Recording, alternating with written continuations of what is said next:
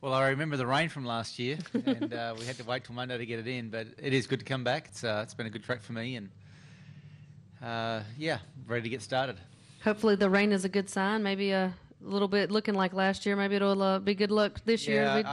I think the weather's blowing through, which is good for Sunday. But right now it's about okay. What do we want more? Do we want to start 18th or 19th in the lineup and get no practice, which is probably good for us to stop people catching us because we know we've got a good setup here, or do we want to practice and go for the pole? So we'll find out how this afternoon goes and see what NASCAR do with the scheduling. All right, we'll take questions for Marcus. Please raise your hand. We'll get a wireless mic to you. We'll start here with Joe and then go back to Marty. Joe Menzer, NASCAR.com. Hey, how you doing, Marcus?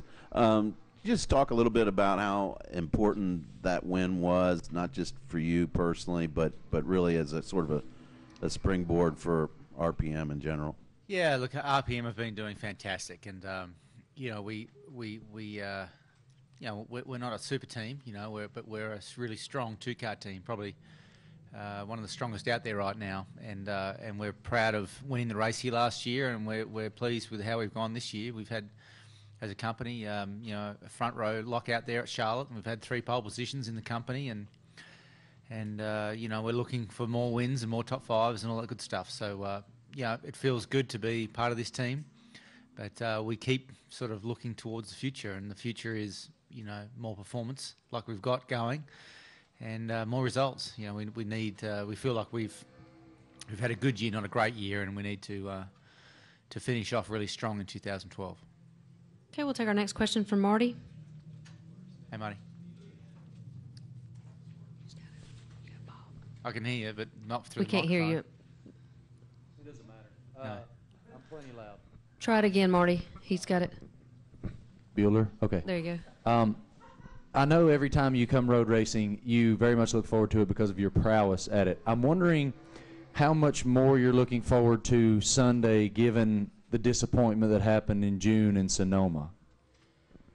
Well, it wasn't disappointment. We just missed it for the race. We got the pole out there. It was my first pole position, so we had a lot of car speed. We just did not, find a happy medium for tyre life. And we could run really fast for 3 or 4 laps, but we weren't very good at 30 or 40 laps. And we paid a price, and we learned our lesson there. But, this track is completely different. And I think the package we had last year worked well. We've refined it and thought a lot about it, and hopefully we'll be even faster this year. Okay, we'll take our next question from Bob and then come over to Lee. Bob Parker, Sporting News. The decision of Dodge to pull out for next year, how does that impact your organization, if at all? Yeah, RPM is still looking at all their options as far as manufacturers go. I think for the sport, Dodge pulling out was not a great thing. It's been really healthy to have 4 manufacturers in the sport. So, as a fan of NASCAR, I'm disappointed that Dodge have taken that choice. I understand it though, and for us, we're building to the future at RPM, and I look forward to playing my part and helping them make good choices here. And I think it's exciting times for RPM. They've got a lot of options. Okay, we'll take our next question from Lee. Lee Spencer, Fox Sports. Given your long-time relationship with Ford, though, how do you feel about that? I mean, would you have gone happily to Dodge because that was the decision of RPM, given what your background has been with Ford Motor Company? I mean, as we sit here, absolutely nothing has changed. So, until something's presented to me, you got to look at it on its merits. And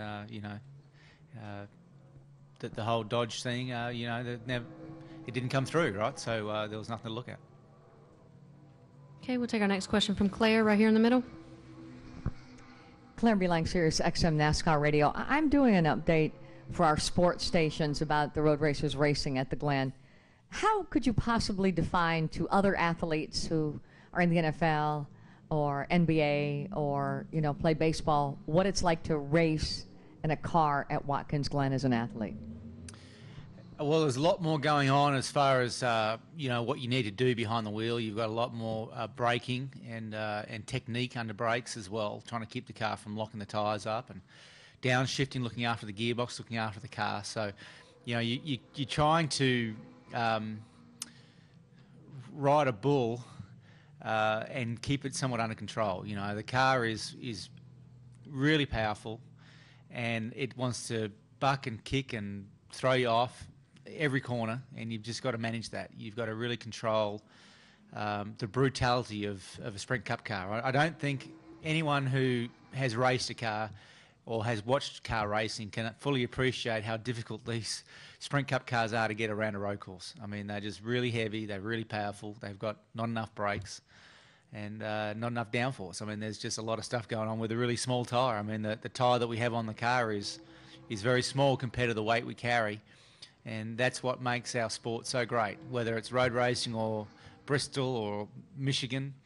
You know, just it's man versus machine. It's just really a tough battle out there, and it's really satisfying when it goes well, not so satisfying when it goes wrong, and it can go wrong in a hurry. Do you think other athletes will be surprised at what goes on inside that car?